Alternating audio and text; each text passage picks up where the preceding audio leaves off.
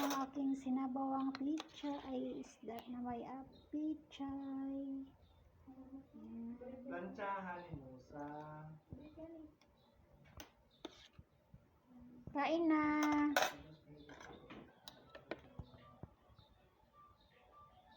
See? Fresh from garden.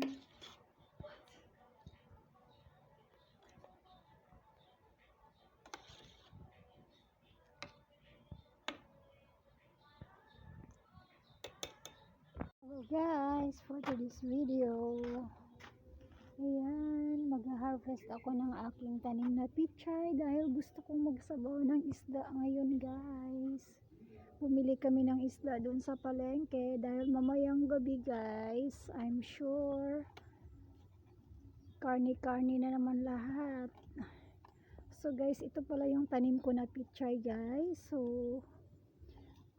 i-harvest ko na siya kasi bumili ako ng isda kanina para magsabaw kami.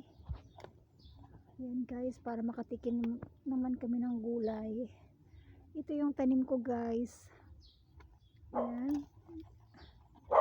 Masarap to kasi walang spray, walang chemical. Ayan, may halong alugbati. So ayan guys, tipid talaga ako today kasi meron akong tanim, sariling tanim. Sarap talaga magtanim guys. Ayan. So ito pa yung iba. Ayan, sa susunod naman yan ulit. So ito na ang aking pichay. Wow. Alabati. Ito yung mini garden ko guys. May talong, sili. Ayan. Ayan. Actually, ang talong na ito may bunga na ito guys. Ayan. So, di ko lang siya i-harvest. So, ayan ulit.